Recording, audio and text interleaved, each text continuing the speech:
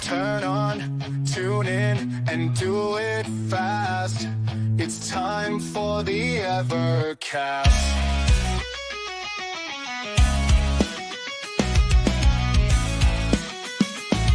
Are you ready to greet Ed, Rich, Crow, and Pete as they talk Evercade? Good times will never fade. Put away the switchblade, sheath the sword of Vienna. Stop the blaster master, there's no enemy below as we dip into euphoria. Turn on, tune in, and do it fast. It's time for the Evercast. Hey everybody, welcome to the Evercade podcast. Song does never get old. Right? Right? Like, it's crazy, right? Yeah. So how's everybody doing this week? Oh shit. I'm looking for something I can't find. Oh well. We'll see. I think Rich may get I'll probably keep looking for it until I find it. Now, what are you looking for anyway? I'm looking for a pen.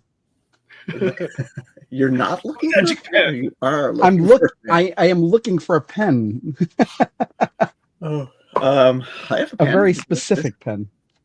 I have a pen. Here, you can take my pen. Let me put it into the camera. Well, I have a pen. I'm looking for a There you go. specific pen. Well, I can't help you. His buddy using the sword. Yeah.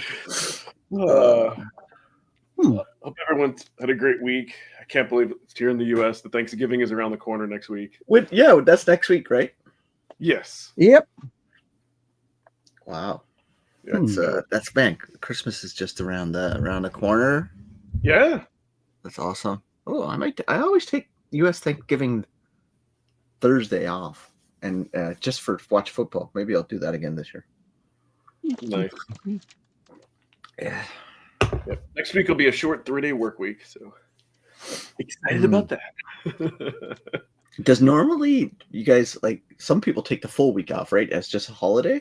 Do you guys already? Well, yeah, because you wind up getting the whole week for 3 days vacation, so that's why a lot of people take it off. Yeah. Because Thanksgiving, what days are official holidays in the U.S.? Thursday, Friday? It's just Thursday. Technically, the Friday is not a holiday, but a lot of places will give you that Friday off because a lot of people just take it off anyway. Right. Yeah. Okay. Yeah. Yeah, that's pretty cool. Yep. Black Friday, even though Black Friday deals have already started. It's already started.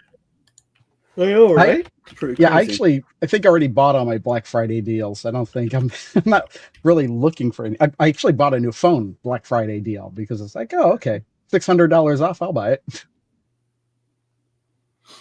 I think Evercade has had some Black Friday deals through Amazon, between 20 to 30% off. But then it puts it at normal prices before everything went up.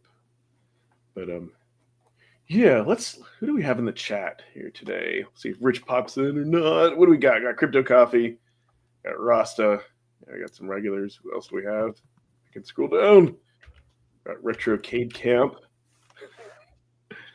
Got Morley. Yeah, people were asking a lot about you last night when I went streaming. Got Lloyd JRM. Of course, we have Genejoke, Fan of Fiction, and Immortal Sojourn.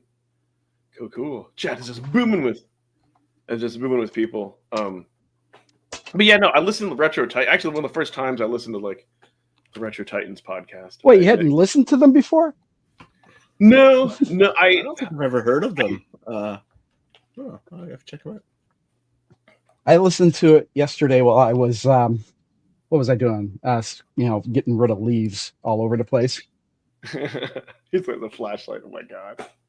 Yeah, I can't find it. And usually if I can't find something, I pull out a flashlight and I start looking. Oh my god. But yeah, no, it was perfect. It was an hour. I had an hour to drive. And both Ryan and Sean Blaze were on it. So I'm like, you know what? Let me listen to them and see. Oh, is that the only reason you listened to it? Well, it was because both of them were on.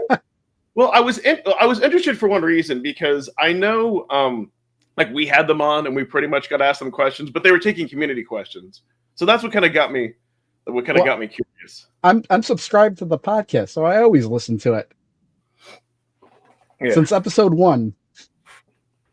Yeah, I'm really into the Critical Role, like Dungeons and Dragons podcast. So, but anyways, but I was like, you know what? I'll break free and I'll listen to them, and definitely some interesting takeaways. Right. One thing I think is funny, and it's the one question I don't know why people always ask how many carts are going to be in a year, and I loved Sean's answer, which he was like, we've always had. He said we've always had at least 12 carts in a year since the beginning. Sometimes it'll fluctuate. That's not what he said. He said they always plan on 12 carts. That's 2 for exactly. each. So that's what he said. Are you going to be pedantic if I don't say everything exactly? I figured. Well, if I'm not, who's going to? Because you're you. It's all good. No, but I was like, Not. he confirmed. I know like the stuff I've been saying and some of the things that I know that like we've been saying for the last few years. Like he confirmed like all the stuff was right, and that's what made me. Wait. Well, what? What stuff? And I'll tell you if you're not That they're distracted. going to release carts? Yeah. No. So one thing, because every now and then people keep like flipping back and forth saying they're going to have a digital store. I'm like, they're never going to have a digital store. I promise you, they will never have a digital store. Like I would bet money on that. But they've already said that, so that's not new news. I didn't say that. I just said, listen. I am listening. You're like, what is the important part? Like, not the parts we've already heard before. Go look for your pen. Go look for your pen. No, because every now and then people, because like Sean, I mean, basically they both confirmed that they really understand the Evercade model, which he said like, hey, we have curated collections, we have physical media, you get to collect and play. Because sometimes people will want a digital store, and that I don't know. That always kind of drives me nuts because I'm like, Evercade isn't the model for a digital store. Like, we have other devices out there that can do that. So he went ahead and confirmed that. The other thing too is that he confirmed is that they don't have any foreseeable plans to have like an Evercade 2.0 where they would change their entire ecosystem. Like they'd have like a beefier model. Not saying they wouldn't come out with like a 2.0 like variant, but they said that, you know, I'm paraphrasing. But they said like they work with some really good folks who can like port things over and program, which is awesome. And that's what they've done, right? Like with Glover. So, and they said there's plenty of licenses they can get up to the PS1 era. So that made me happy. And the other thing too is that the typical, you know, like when Sean, Orion, they'll say like never say never. That means it's not going to happen this year. That it might happen in a few. Because somebody asked specifically if they were going to come out with like an Evercade 2.0 handheld with a bigger screen. And they said that. I don't know. Ryan talked more about that. They seem to be a little more doubtful. And I think because of the never, but never. Yeah, I think think never say never. Yeah, they said never say never. I don't care about beefy hardware. I just want a bigger screen. But yeah, if you don't do that, that's fine. But yeah, the fact that Atari beat him to the punch just means like it's kind of silly, right? Like Atari has a fully functional Evercade 2 already out in the market. So for me, maybe I'll just mod that even more and put a bunch of games I would normally get on Evercade, put it on there, because I am like pretty much going to probably phase out Evercade EXP content on my channel because of that screen. It's like, as I get older, it's too small. I want a better screen. I'm spoiled by my Steam Deck, my Atari Game Station Go. I'm not going to be squinting like this all the time playing games. That's why they did. There was one thing they brought up, and they were wondering if because that topic exactly came up during that podcast, the screen being too small.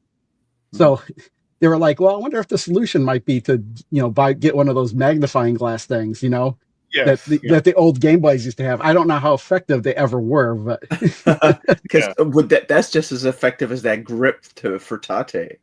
Yeah, but in my mind, the solution is just get an Evercade VS and a portable monitor. Yeah, well, sure. I mean, but that's not an actual solution. Because the bigger you make the screen, the less portable you make the device. Yeah, I just want a bigger screen because they can do. I don't want anything past PS1. Like that's not the point, right? Like I don't want a powerful system past PS1. That's why I just whenever want a they come bigger up with screen.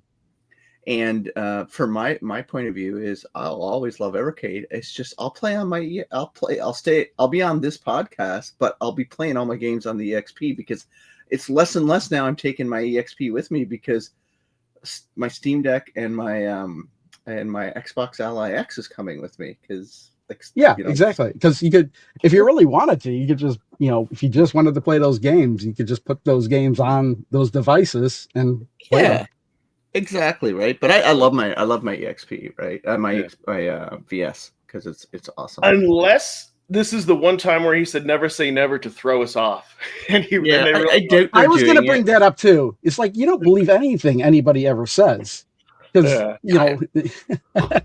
But so Yeah. the other thing that goes with that is somebody said, "Hey, what about like in 2027 that EU law about like portable devices having to be like accessible for batteries and all that?" And they said that they have somebody working on design. So then we might see a redesign with a bigger screen and easier to get to Here's battery. my argument is that the battery is already accessible as long as you have a Yeah. screwdriver. Yeah, Yes, yeah, yeah. yeah. I But don't know. I don't know about that law or anything like that. Yeah. I The think right to the law repair. is intended to like tackle the issue where like what Apple is doing, where they're specifically assigning batteries to specific laptops, so you can't Yeah. just simply open them up and swap them out because Yes. it won't work.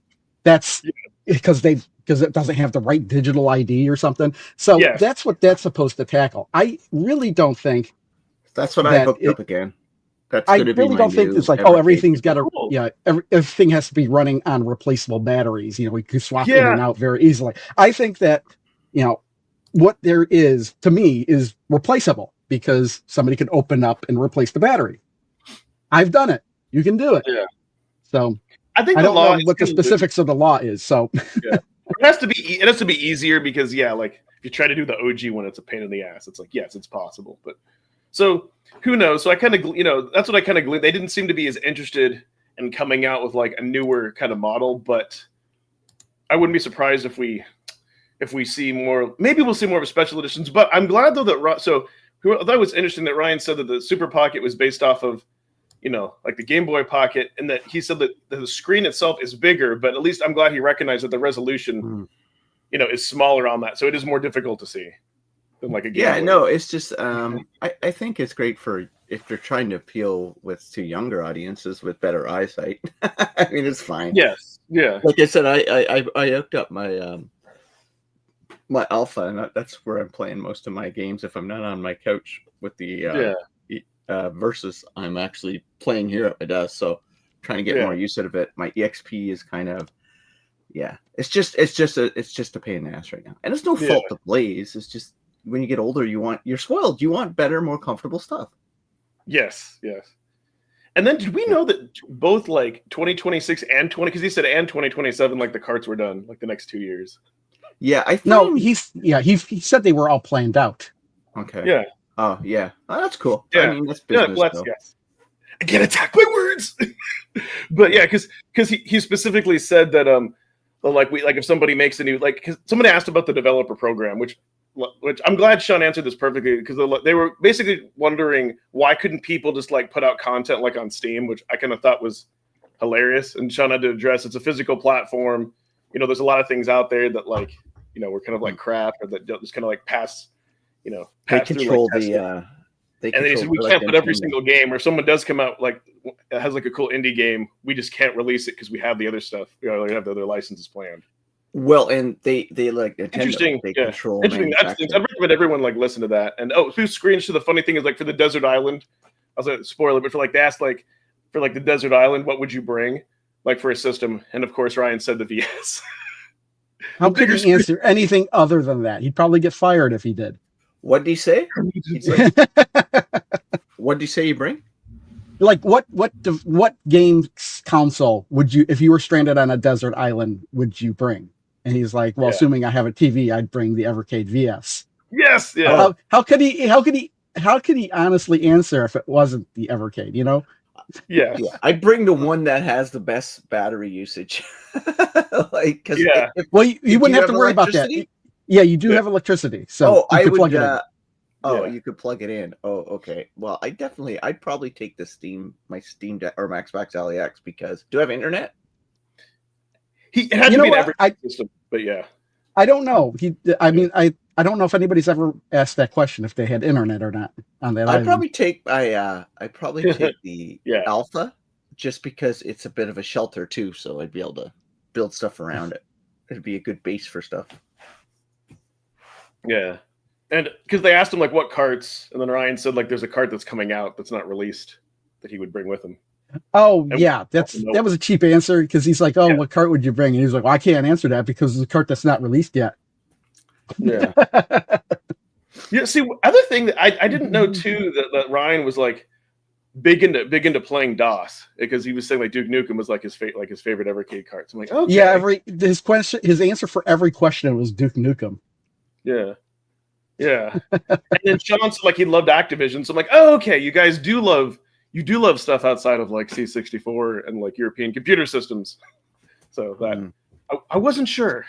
So was there any other insightful information? Like literally the only piece of insightful information I got from that entire podcast was that they were going to announce either a next cart or a pair of carts before the end of the month. That was it. Yeah. Yes. So that's a January release, I guess? Maybe. February. January, February. They said they don't do December or January because of like logistics and. Oh, okay. Yeah. So, yeah. Or actually, Sean said nobody in the industry does. I don't know if that's true, but that's what. Yeah, he said that games. Nobody releases. They don't aim to release carts during that time period because nobody will buy them due to.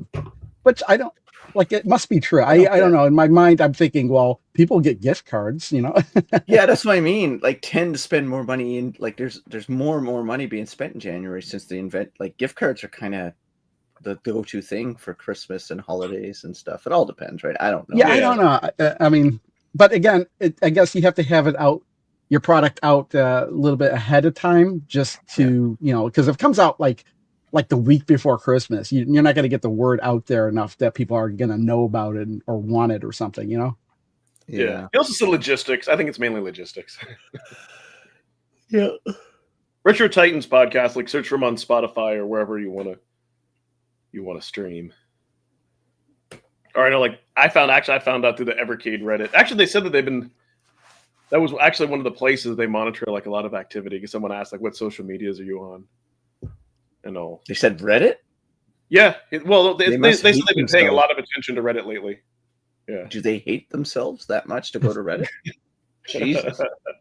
The only times I wind up on Reddit is if I search for something and the answer takes me there. Reddit is like the cesspool of every type of thing. I lurk on Reddit a lot with Evercade. I like to because I just like to see what people are thinking, and Reddit is just a place where people complain, but it's just so negative and vile and yeah. It's worse than Discord. Yeah. No, actually, I was gonna say I think that Discord, Facebook, I think all the other Evercade channels are worse, which isn't saying much, but I don't know. I don't know if they mod that channel or not. I go to Facebook. I go to one Facebook page, the Evercade. What is it? Not Hangout. Whatever. The one that's been around since the beginning. I just go there. The official one?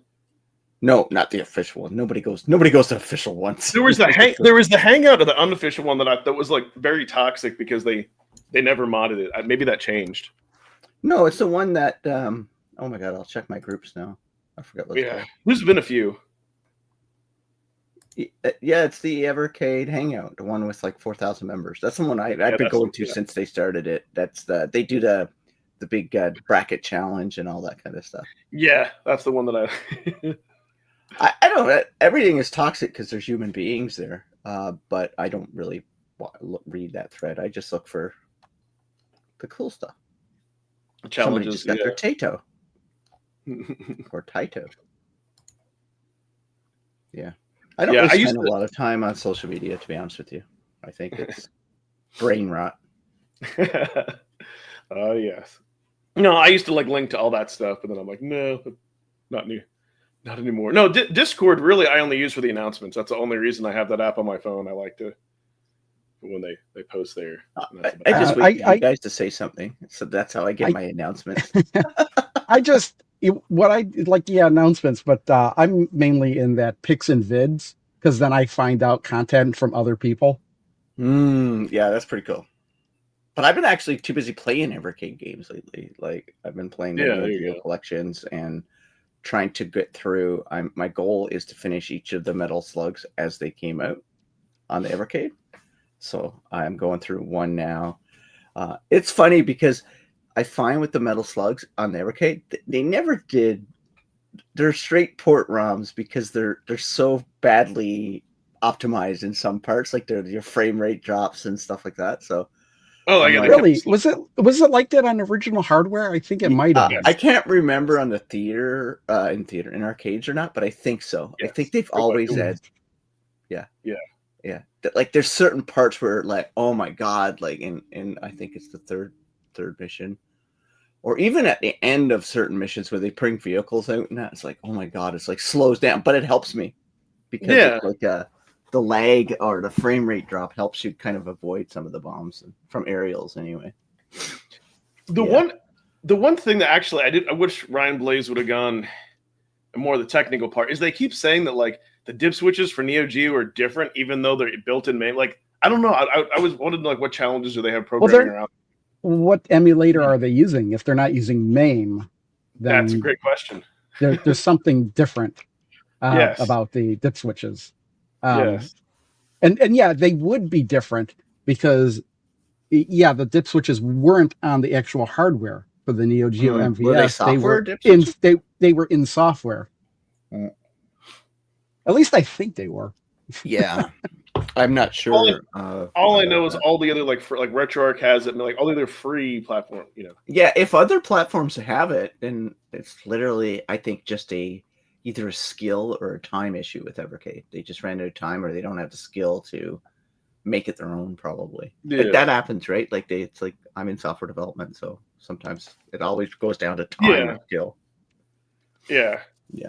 But but I'm actually thoroughly, like I said, like spending more of my time just trying to finish the games I have. But like I've never finished a Metal Slug game, so I'm excited to try to get through them all. No way. I'll be curious to know like what you think of the third one. The third one, I thought it was too long. It's like twice as long. I don't know. I'm still through. I did like kind of like a minute or two or 3 minutes or two on each of them for the videos, but now I'm going back and playing them. But I must say, for the intro bit, 2 is my favorite so far. I like 2. I like the music in 2. It's a good one. What I like that they do for the first 2 is they tell you how many credits you used. Yeah. You beat it, so you can kind of see, like, to try to do better. Yeah.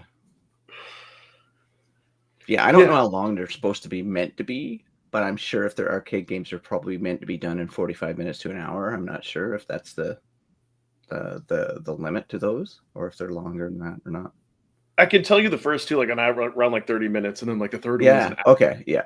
Because like Contra, like even on the NES, if you got really good at Contra, it's a really short game, right? It's not long. Yeah. Yeah. Yeah. You can blow. But I do prefer, like, even though I grew up playing Contra like crazy, I actually prefer everything but the combat in Metal Slug. I like the visuals, the sound, the comedy.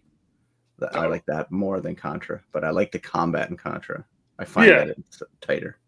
Yeah, the visuals of parallax scrolling are fantastic. Like, oh yeah, Metal Slug just takes it to a whole different level. Everything, like everything. The music is subjective because the music in Contra is not bad either. But yeah, that's really I like the music. Like the bridge in number 2, how like waves all around. Like it's amazing how they were able to like animate that. That blows my mind. Every time. Oh yeah, Crossword. Oh my god.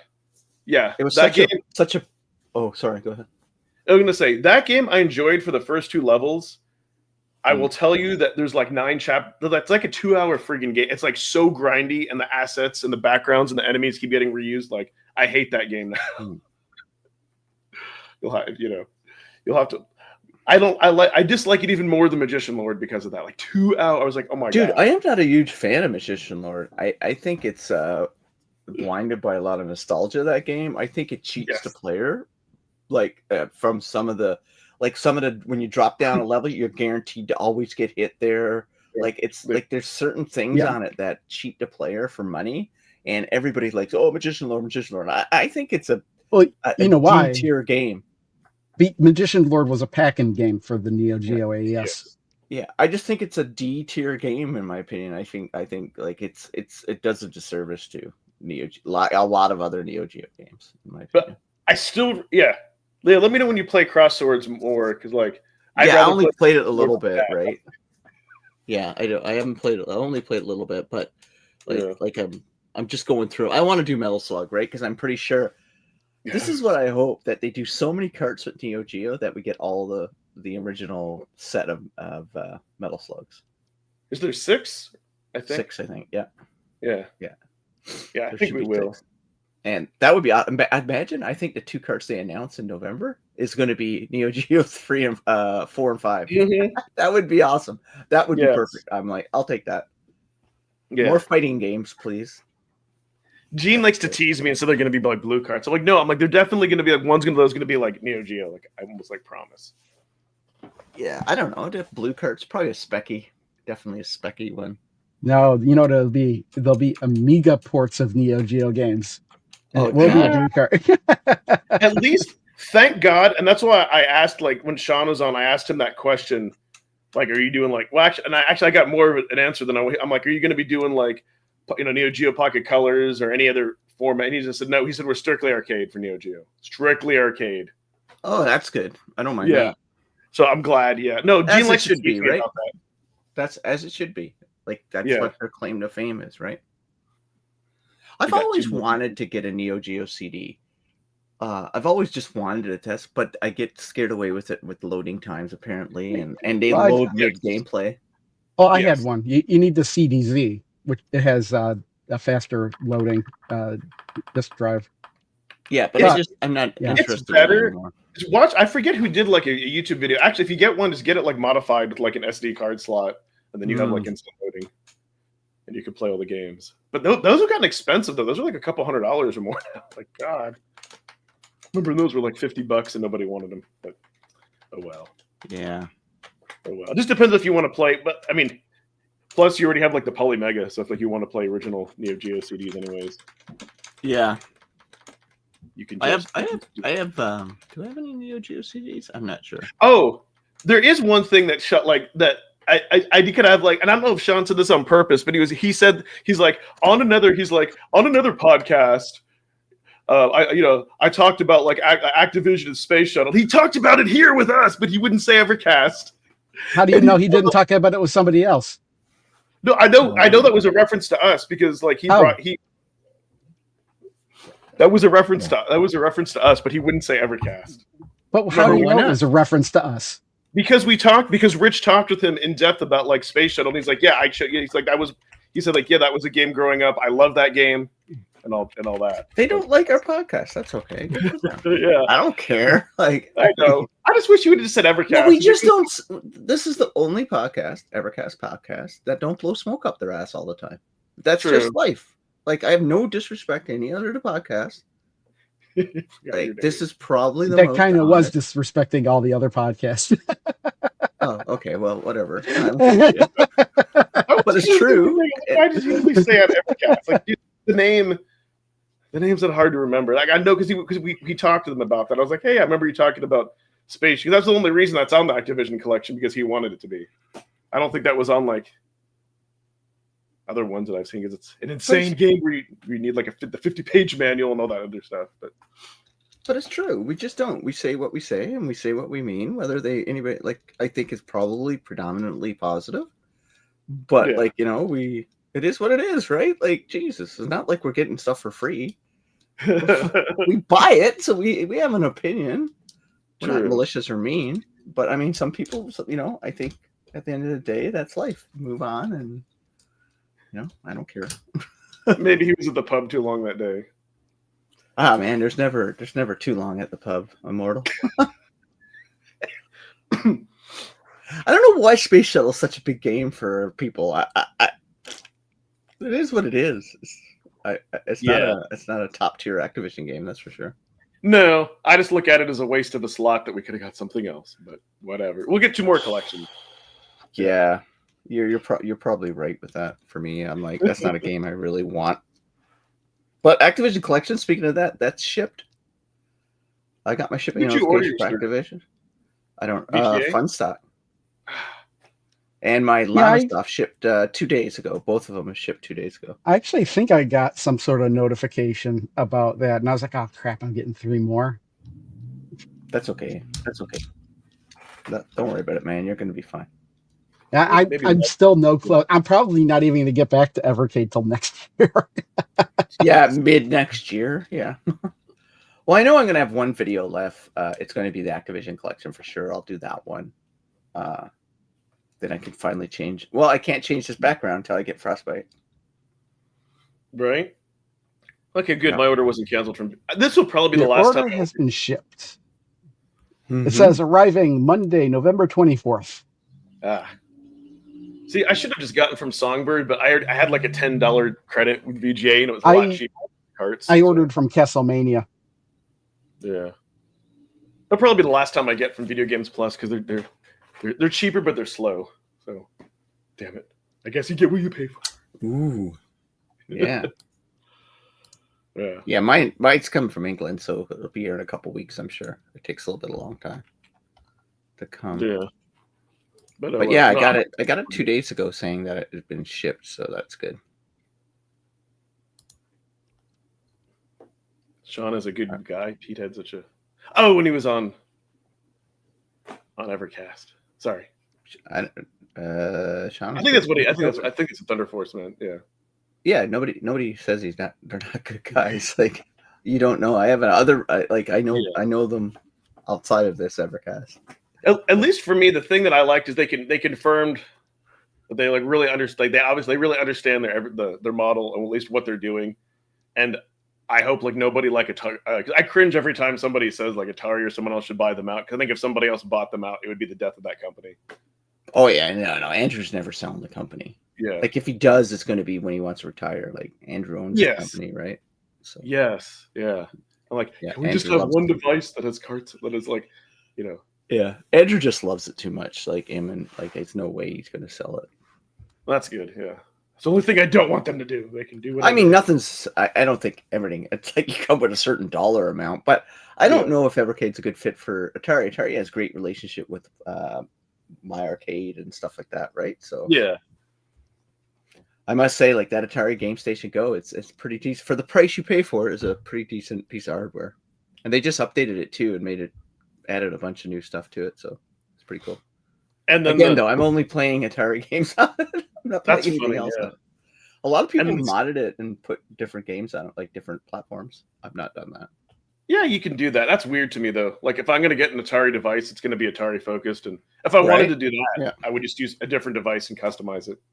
That's how I kind of look at it too. I bought that thing to play Atari games on it. So, and it's great. I did put my Lynx games on it, which is awesome. It plays Lynx really well. That's neat. Yeah, plays Atari Lynx really well. I haven't gotten 2600 outside of what's on there. I haven't gotten the 2600 working on it though, outside of the ones that come stock. I don't know what's wrong. Maybe I've got the wrong ROM pack or something. I'm not sure. It could be. I think that device just needs like a custom community firmware, and then it would make it like really awesome. Like you could. Like, I think it's only a matter of time because it has Wi-Fi and SD cards. So it's only a matter of time. It depends if enough people get interested in it, right? Yeah. Yeah, if that thing can scrape box art, if you can customize which buttons you want to light up with which games, or if it'll automatically kind of do that based on the button mapping. Yeah. And their products, they go out just to be modded, I think. Atari just says, hey, this is like, they'll put out the most MVP of the product and they give it to the community, right? Like, so they just say, hey, do what you want with it. They don't really care. They've made their money, right? A Lynx they don't have to, they don't have to sell carts or anything after that. Right, that's why Evercade's so protective. Blaze is for Evercade, and as they should do, because their bread and butter selling carts for it, so they don't want people modding it or doing illegal shit with it, right? Exactly. Yeah, I think you got your Lynx plus Thunder Force. It's the Game Station Go. Yeah, well, because I was thinking if you have an Evercade, you have those two carts, like. Are there really any other like really, really good? I know there's just like a handful of like Lynx games. Oh, really yeah, there's plenty. I'd put Gauntlet on there. There's Gauntlet 3. Yeah, for the Lynx? Pinball Jam, Pinball Jam is on there.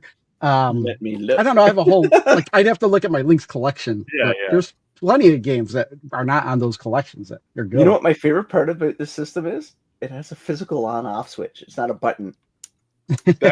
Oh wait, it is a button. Oh no, it is right here. Sorry, yes, I was hitting the wrong button. So it's an actual slide, which I love, and it goes the right way. Right. That's the wrong way. Yeah.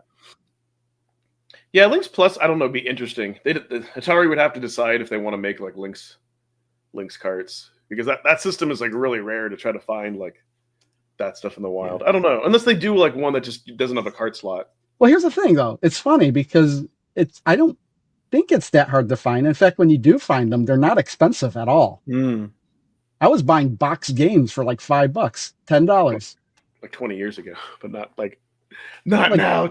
Fairly recently, like checkered flag. When I bought it, it's like, oh, I want a real copy of that because I like that. I think I paid like $20 or $30 for it.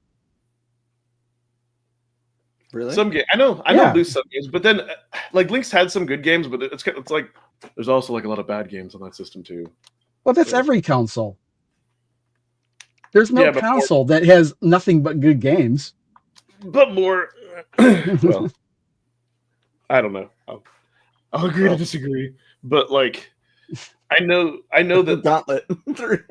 It's meant to be played like in Tate mode, or I didn't know it was. It's meant to be vertical, like Tate mode. Yeah, because you could do that with the Lynx. The Lynx was designed so you could rotate it, or even flip it upside down.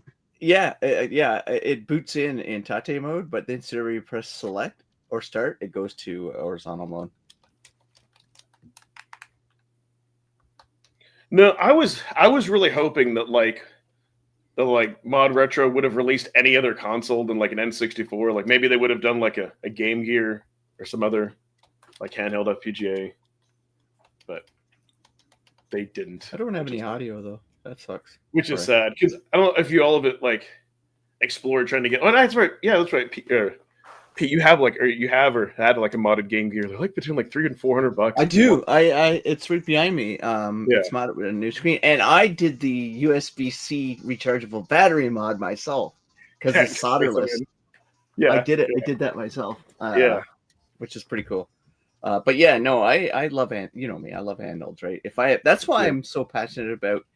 Give me this as the Evercade 2, because that's all I want. I don't want any more power. I just want a bigger screen. Yeah. I wonder, I think maybe the reason that they don't want to do that is because maybe it's more the cost, and then they'd have to re-engineer, like, does it have better battery life? I think that's probably. Yeah, I think, there's probably legit good reasons why, right? Like, it doesn't mean I can't stop asking for it. Like, why not, right? I think there's a market for that. I think there's people that would want to. Well, actually, yeah. So that question keeps coming up, like they want like a bigger screen, but they keep going smaller screens. Yeah, but maybe it's just me asking it, right? Like maybe they're not getting that from all their market data, right? And that's fair. Like I totally get that. Yeah. Now I'm playing fucking Gauntlet. Thanks. Yeah, there you go. Yeah, I'm you're welcome. To be playing Metal Slug today. Yeah, what's funny is I looked it up. You could get a complete in-box copy of Gauntlet: The Third Encounter. For, well, according to price charting, around $40. Oh yeah, they're not expensive like Lynx games. They're just like there's not a lot of them around because they didn't sell very many, so it's just hard to find them. Well, yeah, like, out and about, right? That's about it. Yeah, I have a complete. It's the demand. It's really the demand and supply, and there's not a whole lot of demand for Lynx carts. I have a complete in-box Lynx version 2, and I have a loose version 2, but I'm not going to play it anymore because I got this bad boy. Yeah, you know what's funny is I get about 60 games for it. Like every time I pull out that Lynx, and I go like I'm going to sell it, I don't because it's like I don't know, I can't sell this. It was so far ahead of its time. I've got like so many loose. I don't have any box Lynx games because that's insanity. I've got like 55 or 58 Lynx loose games, but like. I don't need to play them now. And the batteries, they just chew through batteries. Lynx is pretty powerful, man. Yes. And it's huge. Do you have a modded screen on any of your Lynxes? No. Something my the Turbo Express I have I edit, recapped, and because that is the weakest point of the Lynx, I think, is that screen. Yeah. It's not bad though, dude. It's not bad at all. It's backlit, right? So it's just the screen. Yeah, it's backlit. Yeah, it's not bad at all, though. Like, I mean, like, this is freaking awesome, right? Like, I know you can't see it, but... Here's a bit of a trivia. Do you know, Atari wasn't the one that made the Lynx. They got it from Epix. Yeah, exactly. Yeah. That's why there was do you remember what the original name was when Epix had it? You and I talked about that on the hot dog. Yeah, podcast it's hilarious what they were going to call it. Oh, There's going to be fuck, what was it? Ed, do you remember? somebody. You want me to tell you? What? It was going to be called the Handy Boy. Oh, Handy Boy, yes. Oh God. That is crazy. Okay. Yeah. Oh my gosh. Yeah. So for a $439 For a complete, right? no, for a complete. Well, it says medium. Let's see, for Link's 2 console, that's the medium. It's the medium price. Is that which is complete? Yeah, complete. Yeah, $439 complete. Yeah. So I have a complete in box one, and they're so comfortable to play. They're such a great little system. They're huge, especially compared to devices today. Just the Game Boy killed it on battery usage in games, right? The original Game Boy, man, their library didn't matter if it was in sepia tone or black and white or green, whatever it was. The Game Boy just you could play it forever, and it's cheaper. Yeah, it's cheaper, and it was battery. You didn't have to keep buying batteries for it. Yeah. No, it's Good God, there's some games. So for me, if I had to do a retro product of the year, what would you guys? I know Ed, or if you or anybody, if you had to choose a retro gaming product of the year, what would it be? What do you mean by that? Like Just any a retro device? gaming product? Yeah. What would you think of like for that? Like your favorite, or? Oh yeah, what you thought was a retro product of the year for you personally? You mean back when it was new or now? No, now this year. Sorry. I don't know. Like I don't have an answer to that because it's like, how do I like? Because nothing that was in the past compares to anything we have today. Like why that's would what I? I'm asking you. We buy retro products every year. Do you have a favorite one? Exactly. Well, I consider a retro game to be something that came out before I was born. So there's not very much of that. No, I'm just saying a retro product this year. That's like kind of retro inspired. Yeah. Oh, retro inspired. I don't know. The Chromatic from Lloyd. Yeah, that's what I was. Yeah, that's what it would be for me. I think that came out last year. Oh, you know what? There's plenty of Atari carts that Atari has released. So yeah, I was gonna say the 7800s has been really fun. Yeah, there's the 2600 plus, but so it didn't matter what year it came out. So I mean, I'd probably go to 2600 plus. Yeah, I was close for me. The 7800 plus because I love the 7800, and the Game Station Go. Those were my two products, and I'd probably give the hedge to Game Station Go because it is a lot more flexibility. The 7800 plus can only play 2600 and 7800 games, but it's awesome because it can play all the redos and homebrews, which is awesome. I was actually going to make a video on a game I made. I actually filmed it, and I was like, I scrapped it. I'm not going to make this video. My 7800 plus is right there. I have it hooked up right there. If you're talking about stuff that came out this year, then I would have to say like Evercade, I guess. If it was specifically this year, what in Evercade though? Neo Geo? The Neo Geo stuff for you? There we go. Like the like this year, like the Pac-Man Atari joystick. That's such a horrible joystick. The Pac-Man double feature. I saw like I don't have that one in Poseidon's Gate. No, I don't have that. Oh, okay. They just came out. Like this one just came out. Got that Pac-Man console, and he tested the wireless, and he said that like there was input delay, like with the game, like with that control. Well, you know what's funny about that is that I didn't realize this, but the wireless isn't built into the system itself. So even though the Atari 2600 Plus didn't advertise wireless, since it's just a dongle, it'll work anyway. Yep. In fact, it'll still work on a real hardware. And what I didn't realize too is it gives you a USB dongle as well, so you could use it on your PSC. Bye, Pete. Yeah.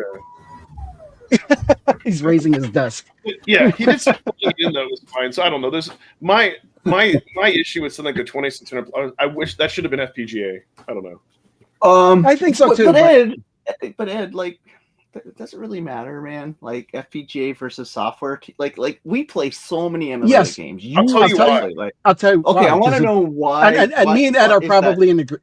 Me and Ed are probably in exact agreement with this. I'm interested in what Ed's opinion is because he plays so much emulated stuff, software-wise, and I want to know why is that. I'm going to agree with Ed on this. I already know what he's going to say. Wow. Okay, well, so specifically, like for a clone console, right? Like, would you have something? What you need to be able to pop in a cart have no loading screen. It needs to instantly load it. It needs to be able to play all the games in the past, all the homebrew in the future, and it needs to be able to do a flashcard without any issues and have like 99%. Okay, well, It that's needs a to little bit more. Wait. Let me ask you Go a ahead. question. Let me ask that a question. So, Ed, Yeah. analog products suck in your mind based on that expectation because they can't play flashcards, they can't play homebrews, right? You can I guess you can jailbreak it, but Well, okay, cool. Well, That's why you want exact replica of that experience. Yeah, and I'll tell you why, because like when I look like with the chromatic, right? If you look at the like FPGA Funny playing, like that cheaper Game Boy, you have to like toggle between like you have to toggle between the Game Boy mode, Game Boy Color. It couldn't do all flashcards. For me, I want the options, right? Like if there's a new homebrew game, I want to be able to play it. If I discover a game on a flashcard, I want to be able to do that. Then if I want to, I want all the available options. And I get what you're saying. Like that's the only reason. I don't care necessarily that it's FPG. It just needs to be seamless, and it seems like so. It's more of the experience, less of the actual hardware software being correct.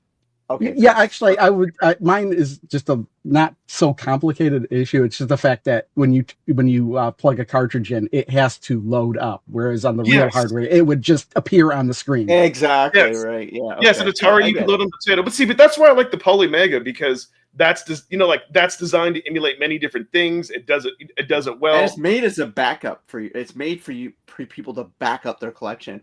What exactly. I don't like about Polymega, it doesn't detect all official games all the time. Yes. And they're slow to update the firmware. So I'd say about 5% of my library won't work on Polymega because it can't find the actual ROM to download for you. So, okay, cool. Yeah. That's about the experience. I'm not like a snob, like, ooh, FPGA is better. But yeah, I want to be able to plug the stuff in and work like the original. Because I didn't think you were, because I don't think you ever said FPGA. No. Because, we just, I think that's the one thing that keeps this podcast, like, one of the things we all agree with. We don't care where you play the games, just play them, right? Like, exactly. And how you play them is just play them. Exactly. It's like, I got physical hardware for Lynx too, but I'm playing it on this bad boy. Because I know. It's easier and it's more fun. Yeah, right? I mean, you could have your collection, but still play emulated. I mean, yeah, exactly. Right? Like, yeah.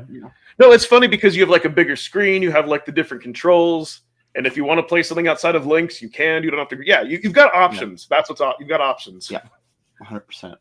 100%. Yeah, so that's what I love about Evercade, and I've always loved about it, is the fact that the ecosystem is closed, and we never know what we're going to get. And that's so and we might not like everything we get, but it's so cool. That's what I love about it, right? Like, I just love that fact. Like, and the point that is, like, people say sometimes we're too critical and stuff like that. And I'm like, what's the point of living if you can't have different opinions about stuff, right? Like, that's true. That's the whole point, right? Like, you're not supposed to like everything. It's like, blue cards, I could do with a lot less of them. Especially if they have control issues. But I could do with a lot less of the red cards. I want indie stuff, but you never know. You get some red cards, you'll find something there that could be fun, right? Same as a blue card. Well, you never know. It's just like whether or not you know of these games or not. Like, you can get a collection like the Activision collection. Yeah, you know all these games, but you're still glad to get them because you enjoyed playing them. But then there's other collections like the Pico collections where I know of those games and I know I don't want to play them. Yeah, exactly, right? Like, and there's certain collections like Commodore 64. I played them at my buddy's house when I was a kid, and I knew for most part I would not going to like a lot of them because I knew the license they could get was already on the Mini. So I knew there was going to be a very close crossover between that, right? So I'm still waiting for those good C64 games that I played when I was a kid. There's so many of them, right? Like, when you go and do it. But like, I'm like, I want indie stuff. Put Space Taxi on it. You know what I want? I want them to get together with all the developers who's made other like newer games for old systems and make carts for them. Like, there's so many great Intellivision games out that's been made in the last 10 years. I would love a collection from the Intellivision Rangers group. Like, you know what I mean? Ooh, that would be awesome. Yeah, because they've made so many good games that are available. They're so expensive to buy because they only do like a couple thousand print run. But if they put them on an Evercade cart, it would be awesome. Remember when they put the Princess game on the Intellivision Collection 1? Yeah, I thought that was kind of. It was interesting that was on there. Yeah, it was pretty cool though. Like it was cool though, right? Because that's a fun game. Yes, I was hoping we were going to get like another collection like that because that's kind of like one of the points of Evercade. Like, is like Intellivision games are difficult to play, right? If you want original hardware and to hook it up, and to your point, Pete, like the carts are, they become rare, difficult. Yes, Evercade would be the perfect candidate. You have a physical cart, you get a collection, and like even put 6 great games on there. Be like, it would be fine, it'd be awesome. Yeah, yeah. There's so You'd many have, good, there's so many good games. Yeah, I want to see more of that. GM, stop! You're gonna give Ed a meltdown. I want them to do 64 carts. They could easily do that because that library is massive. Yeah. Well, I don't know about how easy, because they would have to get the licenses. And for me, a lot of the games that I played were from Electronic Arts. And then Accolade. They're private now. They could get Accolade very easily, but Electronic Arts, I don't know. Yeah. Do they even after that deal goes through? They won't exist anymore, most likely. But, yeah. Who are you talking about? Electronic Arts? Yeah, because they got bought by Saudi government, right? Okay. Yeah. Are you guys going to do a prediction video of what you think carts will get like next year in Evercade? I plan on that in December. I never do a prediction. I used to a while ago. I might do one. That's fun. I haven't done one in a couple of years, so it could be fun. Yeah. If we know we're getting 12 carts, it would be cool. Actually, it'd be cool just to see if we're closely right. So we know we're getting Activision 2, right? And 3. We're getting Activision. We're getting more collections there, so that's pretty cool. And then we know we're probably getting another Neo Geo because they got a 2-year deal with Neo Geo or an SNK, so we're probably getting that. Yeah, so, yeah. I think I don't know. I might. Once I go on holiday for Christmas, I'll have a lot more time. So I don't want to do predictions because if they come out with something I predicted, then I'm not going to be surprised. I want to be surprised. I want the unexpected. Yeah, well, you might get that. I only want there to be another Gremlin collection just to do the content on it. That's the only reason. That'd be funny. And it's a blue cart. It's a Gremlin blue cart. That would actually be better. Wait, isn't Gremlin Collection 1 a red cart and 2 a blue cart? No, they're both red. Are you sure? Yes, but we got the PS1 games on Didn't Gremlin Collection? Okay, yeah, you're right. Mm-hmm. I bet you Gremlin Collection 3 is going to be a blue cart because they were primarily known for PC or computer games. I've got a question for you guys and for chat. How many of you guys have flipped your cover for your Neo Geos to the black and gold? Oh, yeah, it's a no-brainer. You got to do it. Oh, I did it too, but how many people won't do it because of color coordination? Screw the color coordination. They threw away color coordination the second they put flashback on a computer cart, and it was a Genesis version. Exactly. Not only that, I have them grouped out of order. Like the rest of the Neo Geo carts, they'll be grouped together. Mine's always by alphabetical, so they are grouped together by alphabetical because they're all neat. You mean all the colors are merged together and everything's alphabetical? Mine is, yeah. Yeah, that's how I have mine. Yeah, no, mine's alphabetical within the alphabetical within arcade, alphabetical within console. Oh no, mine are all mixed together. The only ones that are separate are the single and dual cart games because they're not technically collections. Right. But I just do it that way because, I want to play some arcade games. I know, blue, and then I'll just go alphabetical there, blue or purple. Makes it easier to find stuff for sure. Yeah, but I do alphabetical because I don't remember which collection number Pico was or something like that. And then I've got a section off the cards I haven't played yet, and they're in order of release. Oh, that's just weird. Well, that way I know which ones are coming up next that I have to do. Order of release is numerical.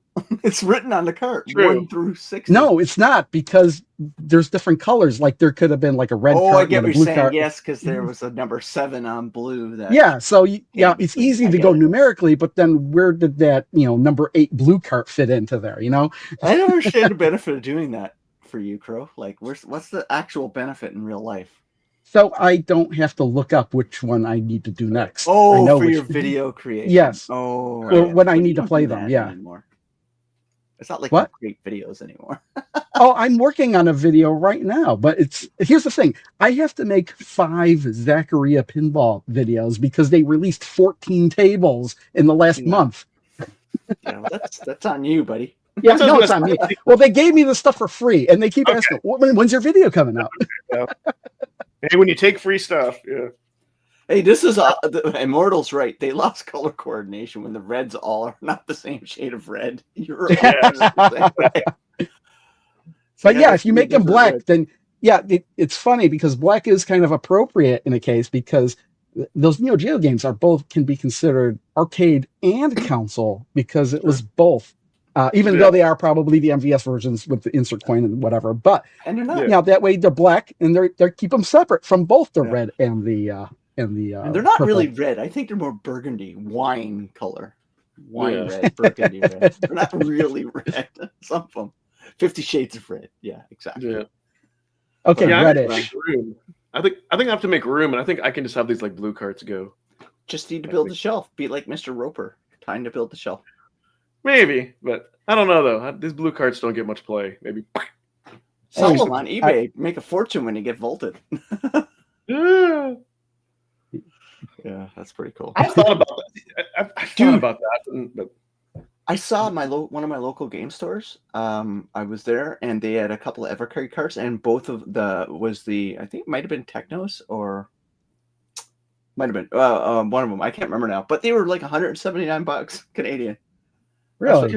At a store?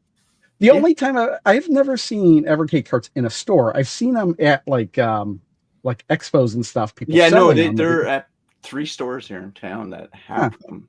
Very few, and they got the more valuable carts.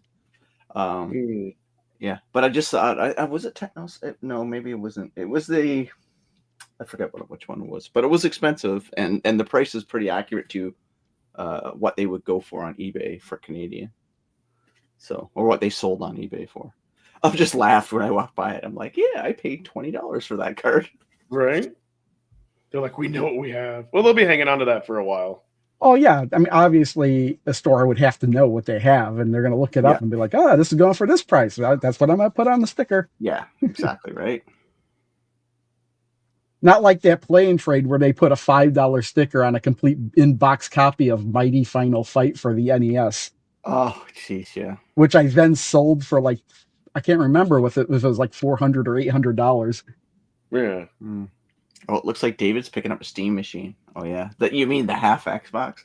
I love their design. It's just I kind of funny to cut it in half. That was actually the more interesting information for me was all the stuff that Valve is releasing. Just Valve on a random Tuesday says, "Hey guys." I was on vacation and then I had to watch all these videos and stuff. It's like I kind of want everything. Yeah, but it's just funny because they looked at Xbox, said, "Yeah, we'll take half of your design physically, and we'll give you half the power." That's the Steam machine, and we'll sell it for about $700. Like, we'll see what the pricing on it is. They said it's not going to be console priced. So yeah, they say that, but it still doesn't give me an idea. Like I've heard so many different, guesses as to what the price is going to be. To be honest, I'm more interested in the Valve. Was it the Valve Index? What are they calling it? The Index was the old one. The VR thing. Yeah. Oh yeah. I can't remember. I was disappointed. They said Steam Deck 2 is not coming for at least 2 years, which, hey, good for them. But I have the OG Steam Deck. My son plays it, and I have my Xbox Ally X, which is, I'd say, the 2 times more powerful than my. When I went on vacation, I brought my Steam Deck, and the only reason I really brought it was because everybody wanted to play like Jackbox games. So, yes, that's perfect. Yeah. No, those machines are great. Like, but Valve will sell a ton of those Steam machines if they price it right, because it is the perfect TV. It's kind of a stupid thing, but I kind of like how the front place is replaceable. Kind of reminds me of the reminds me Xbox of 360, right? Yeah. Yeah. I'll never put anything on it, but I'm just saying, I don't know. I'm not going to buy it, but I don't know. I could see myself getting it just to hook it up to my TV. Yeah, but I already got enough stuff hooked up to my TV. Either way, it's a win for Valve because they're going to make their OS. So you can load it on other like mini desktops. So if it is like $800 or $900, you could always buy another one, still load the same OS. They know you're going to buy games. True. I could actually I could actually do that right now. Now that I think about it, because I have a mini PC I'm not using. Put backside on it until they. But they did say, Gabe Jesus did say that they're not going to subsidize this hardware. Like it's going to be sold for a profit. So I think it's a $600 system, American. I don't think that's out of line. I think you're about right. I think it's about $600. It's not a powerful system. It's only got 8 gigs of VRAM, and it's a pretty powerful mobile processor. So that's why they went with that for heat and stuff like that. But it's not expensive, right? What they're doing there. So I'm glad that they're going after a market I think they could capitalize on pretty quickly if they price it right. Yes, it'll all hinge on that. Yeah. And all you gotta do is look at those mini PCs on Amazon, and you got your idea of what the pricing is going to be. Who would have thought they would have sold 3 million Steam Decks? Yeah, they entered a handheld market, a PC handheld market, where the best thing 3 million. And the best thing about it is that it's bringing gaming to Linux, so it's helping people get off of Windows. Yeah. Yes. Yeah. If they can solve the kernel, the security kernel. And then you'd have everything would be playable, like because a lot of online games have a security software like Easy Anti-Cheat and whatever you want DRM that it's tied so close to that Windows the Windows OS. If they solve that, then they're 100% open. Like they 100%. I think that this opens the door to that. So let's hope. Yeah. Yeah, it's just the security side of Linux because it's open source, right? If Valve solves that, Windows gaming goes away. 100%. Yeah. Well, sucks I'll still need a Windows resources computer. the whole time. Right? Yeah. I still need Windows though because there's still plenty of other software I use. No. What I'm trying to say about gaming on Windows, you're fighting for all the resources all the time, and game developers can't control what Windows is doing. But on SteamOS, it's so clean that there's no fighting. It's all dedicated. Yeah, that's the whole purpose of it. It's not going to be doing anything else. Yeah. Exactly. Yeah, but it's for a software developer like myself and my teams, it's very hard to develop for it from a security protection perspective. You need Windows yet because the SteamOS hasn't solved any of that yet. Yeah, I don't even know if Gabe Jesus wants to solve it, but I hope. What's funny is I don't even really play that intensive games on at all. Period. So everything I play would work on it. Anything with like a security DRM, it's tough, right? So yeah. Only ones really work out of the box is the Epic Easy Anti-Cheat system that kind of works out of the box with SteamOS, but it's not a great anti-cheat system. It's pretty weak actually. But... All right, well, you were a little. I guess we're done because you got to go.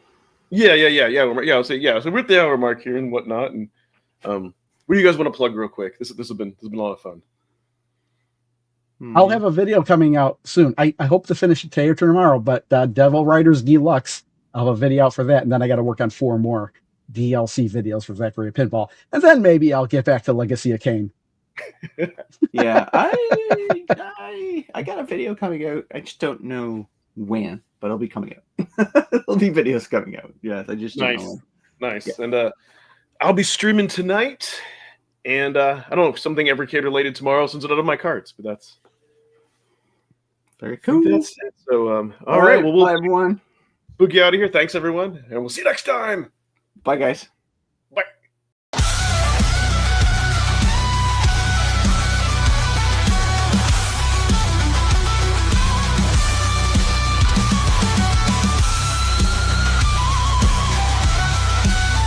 Thanks, Crashline, Immortal Sojourn, Amber Cummings, Joe Whitlash, Alex Groot.